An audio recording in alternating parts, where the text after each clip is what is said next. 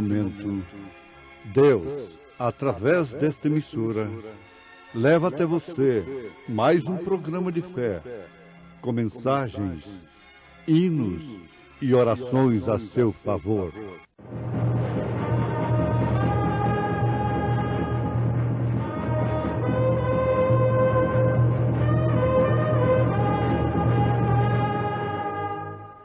Fé para vencer.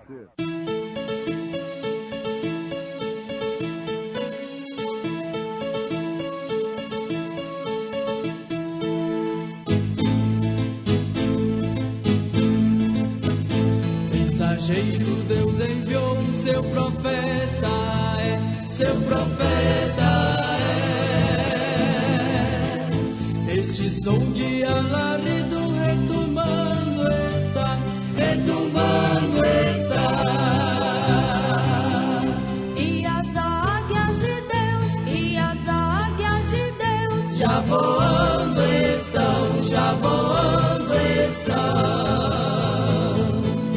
William Branham foi seu nome e Deus foi com ele.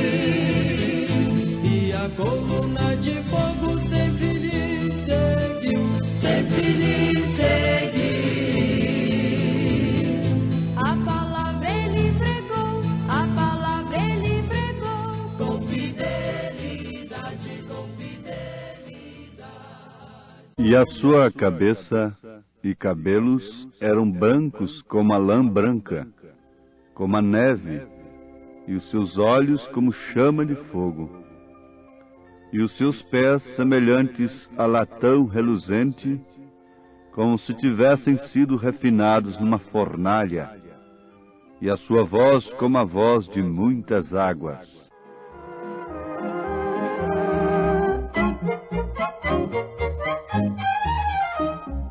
Queres neste mundo ser um vencedor? Queres tu cantar nas lutas e na dor? Queres ser alegre, qual bom lutador? Guarda o contato com teu Salvador. Guarda o contato com teu Salvador. E a nuvem do mal não te cobrirá. Pela senda alegre tu caminharás, indo em contato com teu Salvador.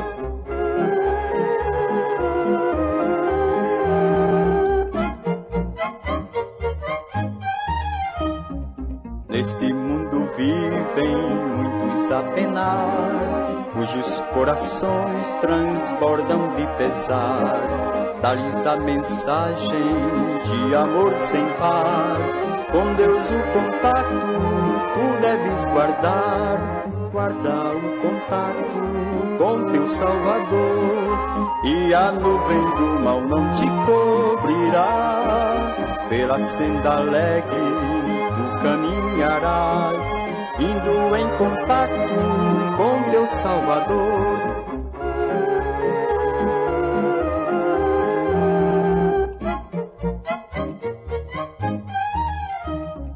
Queres tu com Deus a comunhão obter, sua glória em ti sempre permanecer, que o mundo possa Cristo em te ver.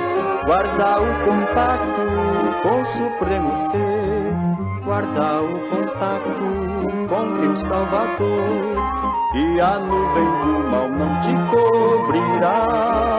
Pela senda alegre tu caminharás, indo em contato com teu Salvador.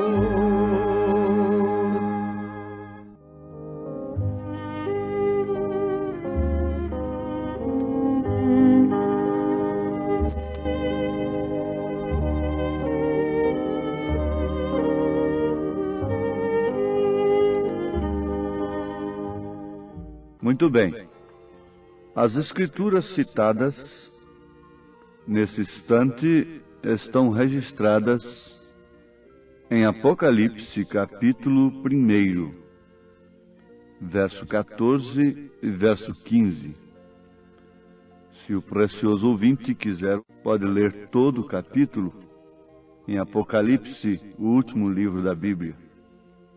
Revelação, capítulo 1, e você vai encontrar, logo a partir do verso 12 em diante, verso 14, Jesus Cristo em sua sétupla glória. Isto nós encontramos aqui em Apocalipse, verso 12 do seu primeiro capítulo. Muito bem. Nós vamos destacar nesse instante, segundo a mensagem do profeta de Deus, esta frase do verso 15. O latão, que é bronze, é o bronze reluzente. Pés de bronze. Isso forma um destaque para a nossa mensagem. Pés de bronze. Seus pés semelhantes ao latão reluzente, isto é, ao bronze reluzente, como que refinado numa fornalha. O bronze é conhecido por sua extraordinária dureza. Não se conhece nada que possa misturar-se com o bronze para temperá-lo. Porém, este bronze que descreve os pés de Jesus Cristo, aqui nas Escrituras, é ainda mais sobressalente, porque tem resistido à prova do forno ardente, da fornalha ardente da aflição. Uma prova que nenhum outro tem resistido. E isso é exatamente correto, porque bronze significa juízo divino. O bronze significa juízo divino. Um juízo que Deus determinou e trouxe a seu cumprimento. Nós encontramos em São João, capítulo 3, verso 14 ao 19, o que está escrito: E como Moisés levantou a serpente no deserto, assim importa que o Filho do Homem seja levantado, para que todo aquele que nele crê não pereça, mas tenha a vida eterna. Porque Deus amou o mundo de tal maneira que deu seu Filho unigênito, para que todo aquele que nele crê não pereça, mas tenha a vida eterna. Porque Deus enviou seu Filho ao mundo, não para que condenasse o mundo, mas para que o mundo fosse salvo por ele. Quem crê nele não é condenado, mas quem não crê já está condenado, porquanto não crê no nome do unigênito Filho de Deus. E a condenação é esta, que a luz veio ao mundo, e os homens amaram mais as trevas do que a luz, porque as suas obras eram más. Agora vamos ver o que está registrado em Números, capítulo 21, verso 8 e 9. E disse o Senhor a Moisés: Faze uma serpente ardente e põe-na sobre uma haste, e será que viverá todo mordido que olhar para ela. E Moisés fez uma serpente de metal e pô-la sobre uma haste. E era que, mordendo alguma serpente a alguém, olhava para a serpente de metal e ficava vivo. Israel havia pecado. O pecado tinha que ser julgado. E esse metal, esse bronze, está falando justamente de juízo. Assim sendo, Deus mandou a Moisés que pusesse uma serpente ardente na bandeira, para que qualquer um que olhasse a serpente fosse salvo da pena de seu pecado. Ela respondia o juízo naquela hora, pelo pecado. Porque todo pecado atrai juízo sobre o pecador. A serpente ardente na haste simboliza o pecado desde o jardim do Éden, onde a serpente enganou a Eva, fazendo-a cometer pecado. O bronze fala de juízo, como é evidente no altar ardente, onde a pena do pecado foi encontrada no sacrifício sobre o altar. Você vai encontrar então que o altar tinha que ser de bronze, onde era oferecido aquilo que satisfazia a exigência de Deus em relação àquele pecado cometido. Quando Deus julgou Israel por seus pecados nos dias de Elias, ele deteve a chuva e os céus chegaram a ser como bronze. Isso está falando de juízo. O que trouxe aquele juízo foi o pecado. Sim. Agora, nesta ilustração, vemos que a serpente na haste representava que o pecado já havia sido julgado, porque havia sido feita de bronze, mostrando que o juízo divino já havia caído sobre o pecado. Então, qualquer um que olhava a serpente na haste, aceitando o significado dela, era curado, porque isto era a obra ou a salvação do Senhor para aquele presente momento. A serpente na haste é um tipo do que Jesus veio efetuar na terra. Ninguém discute isto. Como Moisés levantou a serpente no deserto, assim importa que o Filho do Homem seja levantado. Ele foi feito carne para que pudesse tomar sobre si os juízos de Deus pelo pecado. E ele se fez pecado por nós. Ele tomou sobre si os nossos pecados. O fundamento do altar do sacrifício, lá no tabernáculo, era de bronze maciço, tipificando ao cordeiro imolado desde antes da fundação do mundo. O juízo já havia caído sobre ele, quando ainda não havia pecadores. O cordeiro foi sacrificado desde antes da fundação do mundo. A salvação depende inteiramente do Senhor. Ele pisou sozinho o lagar da ira de Deus. Não havia nenhum outro com ele. Ele pisou sozinho o lagar da ira de Deus. Seus vestidos foram tingidos de vermelho com seu próprio sangue. Sua porção foi o forno ardente do justo juízo da ira de Deus. Por causa de quem? Por causa de mim, por causa de você. Ele sofreu. O justo pelos injustos. A palavra diz: tu és digno, Cordeiro de Deus, porque tu nos tens redimido por teu próprio sangue. Mas ele foi ferido pelas nossas transgressões e moído pelas nossas iniquidades.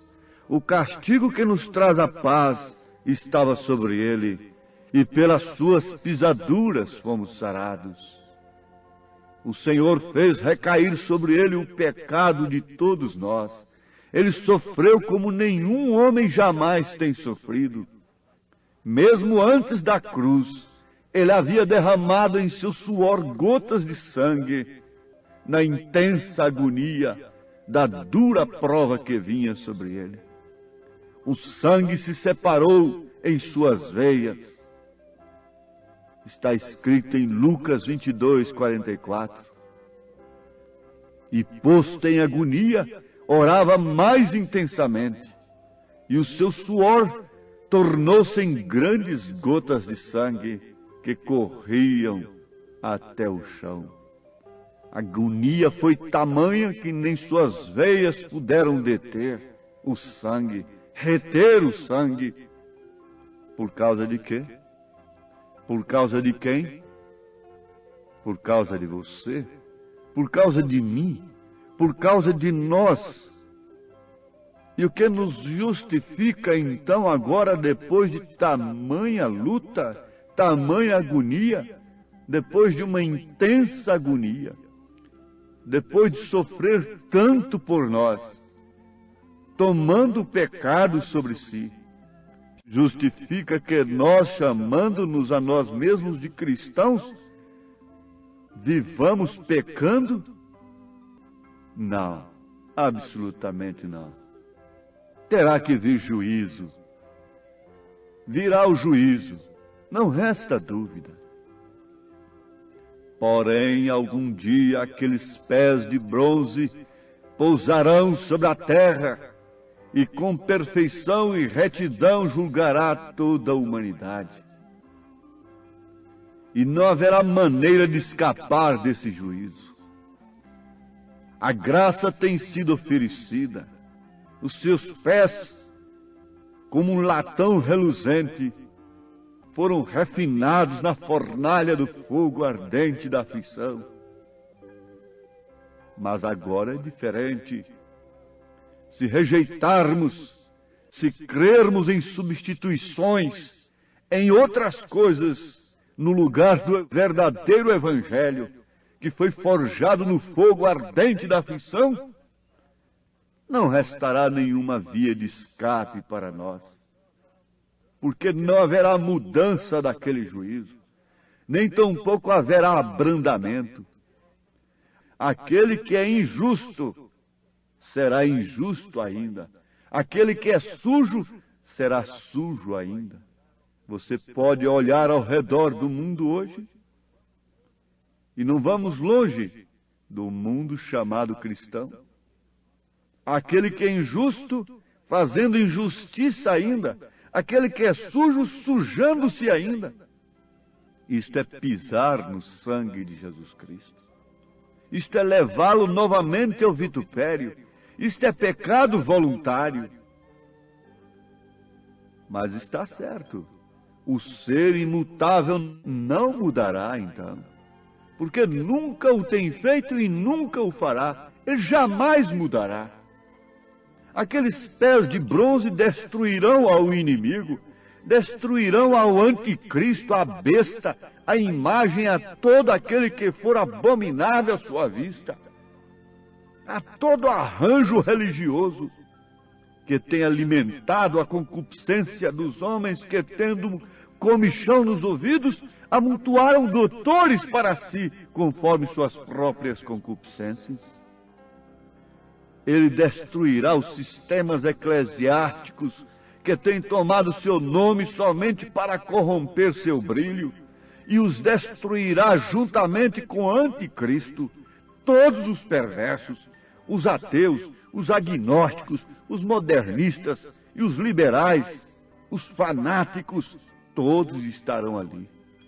A morte, o inferno e a tumba estarão ali. Sim, estarão, diz o Senhor, porque quando Ele vier, os livros serão abertos. Então é quando aparecerá a igreja morna, as 5 virgens nécias. Ele separará as ovelhas dos cabritos. Quando Ele vier, tomará posse do seu reino, porque lhe pertence. Isso foi comprado por Ele na aflição, na fornalha da aflição, no fogo ardente. Então Ele tomará posse do seu reino, porque o seu reino lhe pertence, e com Ele virão os milhares de milhares, sua noiva que vem para assistir-lhe. Glória! Sim, porque ela também tem passado pela fornalha da aflição. Como Ele tem negado-se a si mesma, tem negado seus próprios direitos e tem passado pela fornalha da agonia. Mas como Ele, ela também julgará o mundo. Arrependam-se antes que seja demasiadamente tarde. Desperte dentre os mortos e busque a Deus para ser cheios de seu Espírito. Ou perderás a vida eterna. Faça-o hoje enquanto há tempo. Busque o retorno do seu espírito, da natureza divina em sua vida, voltando para a palavra de Deus, crendo em sua mensagem, negando-se a si mesmo, voltando. Elias viria justamente para voltar os nossos corações, para os corações dos pais, para os corações dos apóstolos, para a fé de uma igreja que passou como Jesus Cristo pelo forno da aflição, pela angústia, pelo sofrimento. Mas há aqui uma promessa de Deus. Algum dia aqueles pés de bronze pousarão sobre a terra e com perfeição e retidão julgará toda a humanidade e reconquistará assim o seu reino, o reino da terra, que foi entregue ao diabo. João disse: o mundo está no maligno. E o diabo foi ali no monte da tentação lhe oferecer isto. Em troca de adoração, em troca de falsos cultos, em troca de credos e de dogmas. Mas ele não quis, ele não aceitou, assim também ela não aceita. Ela, quer dizer, sua noiva, sua igreja eleita, seus escolhidos, não aceitam, preferem passar pela cruz, preferem o canal mais estreito, preferem a porta estreita, preferem uma mensagem viva, que na verdade tem que ser sofrida para ser vivida, uma mensagem que causa sofrimento, por ser vivida de acordo com as Escrituras. Você vê? Então essa mulher é criticada, é zombada, porque se veste de acordo com as Escrituras. Zombada por quem? Pelos pagãos? Não, por crentes. Quando você vê o batismo em nome do Senhor Jesus Cristo ser zombado, ser criticado, ser atacado, ser taxado de herético, o que você quer ver com isto mais? Você não o vê na cruz novamente, sendo crucificado por quem? Quem foi que crucificou a Cristo? Foram as meretrizes? Foram os ladrões? Não, você sabe que não foi. Foram homens santos, de uma cidade santa. Foram homens religiosos. Foram sumos sacerdotes. Foram homens religiosos que estavam acostumados com Deus, que tinham a liderança original, tradicional sobre o povo. Foram eles quem traspassaram a palavra, foram eles quem traspassaram o Filho de Deus. E agora, quando você vê o batismo em nome do Senhor Jesus Cristo sendo vituperado, e um homem ou uma mulher que quer portar-se e viver como as Escrituras, o que ele enfrenta? Escárnio da mesma forma. Crucificaram a Cristo novamente. Pisaram no sangue. Hebreus 6 tem se cumprido. Mas onde está você, meu ouvinte? Sim, você está em Cristo. Você está entre os milhares. Você está entre os 7.000 que não se dobraram diante de Baal. Oh, que Deus te abençoe, que Deus te esforce, que Deus te ajude a passar pela fornalha ardente, de responder no seu posto do dever, como esposa, como mãe, como moça, como moço, como homem, no sentido da palavra, como homem cristão. Deus te encha do Espírito Santo, e isto redundará em saúde, em força e vitória, em caráter cristão. Em nome de Jesus Cristo, o Senhor te abençoe. Amém.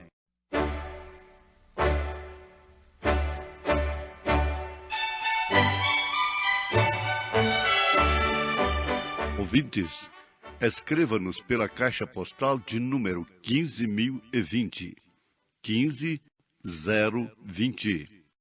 CEP 74-501-970, Goiânia, Goiás.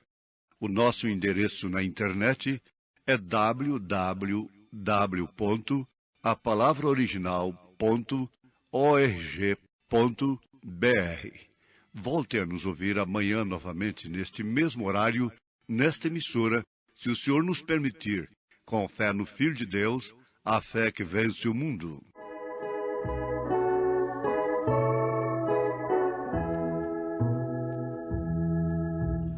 Por ti sofrer, por mim morrer, ó Salvador, por ti sofrer, por mim morrer. Que grande amor, sua mão me livrou do pecado, da miséria tirou-me também. Sua mão transformou meu estado e conduz-me à pátria de além.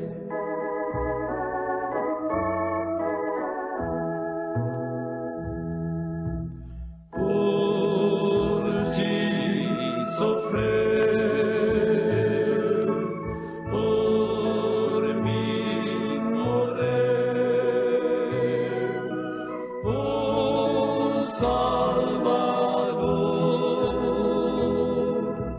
por ti sofrer, por mim morrer.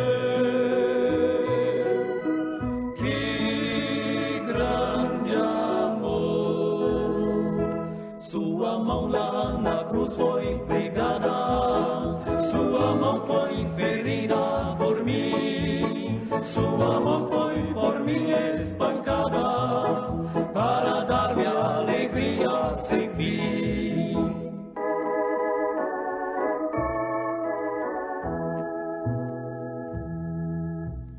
Por ti sofrer, por mim morrer, ó Salvador, por ti sofrer, por mim morrer.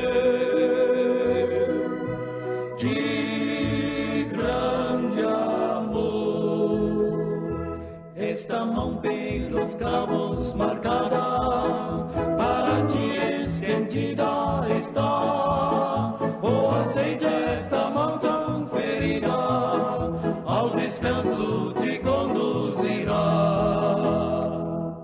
ao descanso te conduzirá.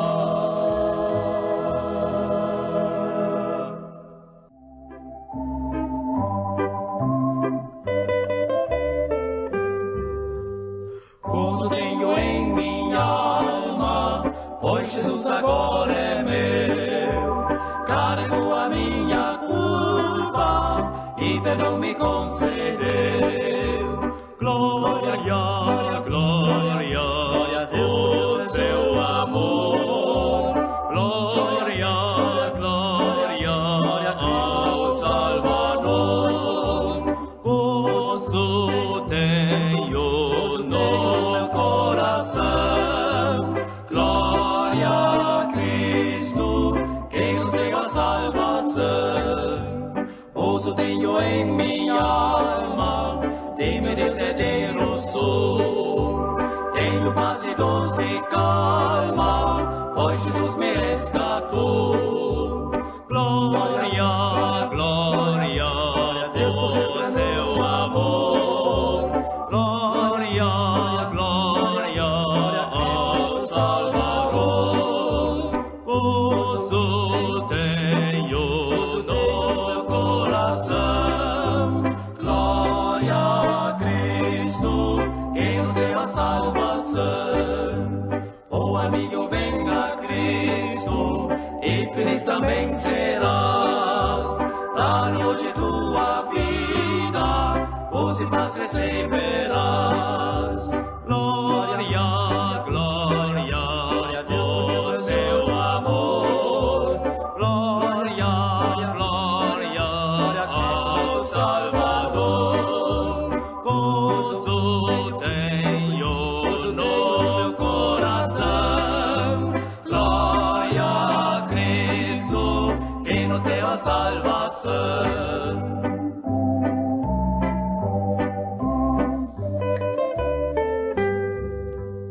Ah